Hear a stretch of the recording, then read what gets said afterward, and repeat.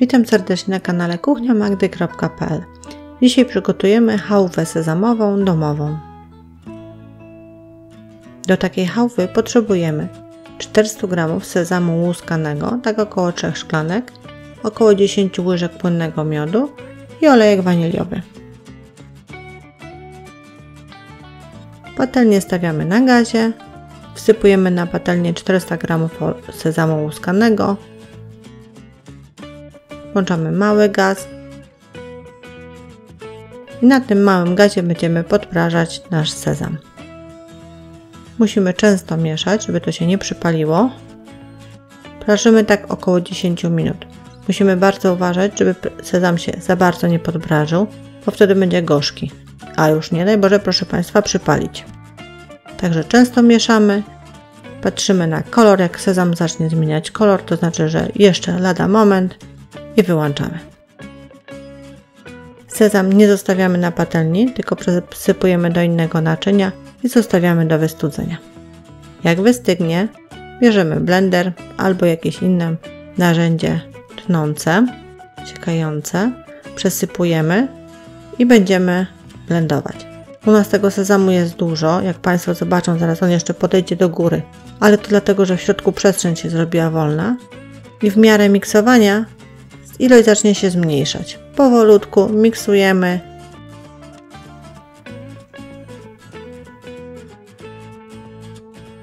Od czasu do czasu musimy otworzyć blender czy mikser i zdjąć sezam z ścianek albo przemieszać spód do góry, żeby on się równomiernie zmielił.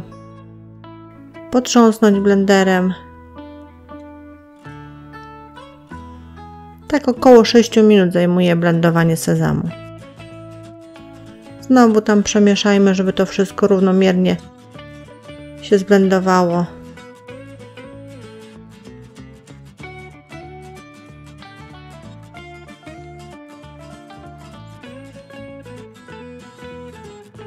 Jak sezam będzie miał taką konsystencję plasteliny, to znaczy, że już mu wystarczy mielenia. Bierzemy sobie naczynie i przesypujemy zmielony sezam do tego naczynia.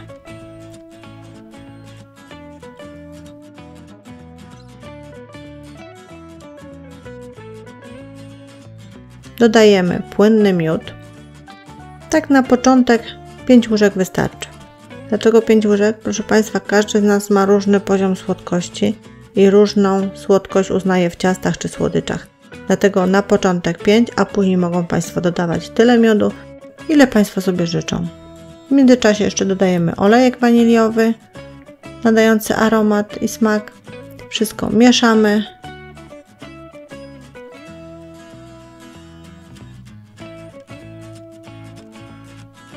Ten miód i ten olejek musimy wtłoczyć do środka masy. Wołamy kogoś do spróbowania. W moim przypadku mąż będzie testerem. No i stwierdziliśmy, że tego miodu za mało, więc znowu dodajemy, wtłaczamy do masy.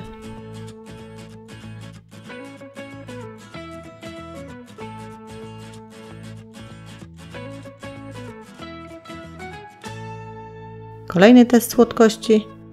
I znowu nam za mało, więc znowu dodajemy. Proszę Państwa, myśmy łącznie dodali około 10 łyżek płynnego miodu. Wystarczy mieszania, wtedy bierzemy sobie pojemnik, może być szklany, może być plastikowy. No myśmy znaleźli plastikowy i przerzucamy do środka naszą masę. Ugniatamy, ubijamy, musimy to dobrze wszystko tam wyrównać i ugnieść.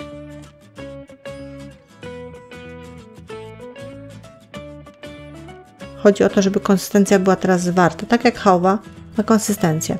I wtedy taki pojemnik z tą chałwą wkładamy do lodówki na kilka godzin. Po mniej więcej 5 godzinach możemy spróbować naszą chałwę wyjąć z pojemnika. Jak Państwo zauważą, u nas jest przestrzeń między chałwą a wierzchem pojemnika i boimy się, żeby ta chałwa nie wypadła z niego i nie połamała się.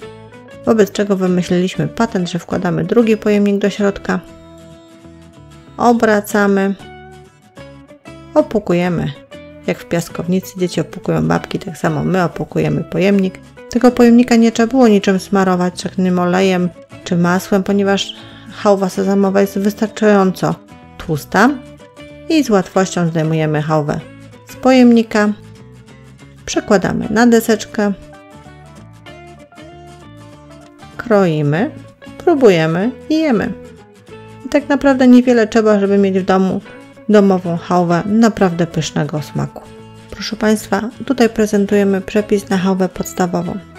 Ale wiadomo, możemy sobie ją urozmaicić, na przykład różnego rodzaju orzechami, które zmienią smak, wzbogacą smak chałwy. Żegnam się z Państwem, zapraszam na kolejne przepisy, porady na kuchniamagdy.pl.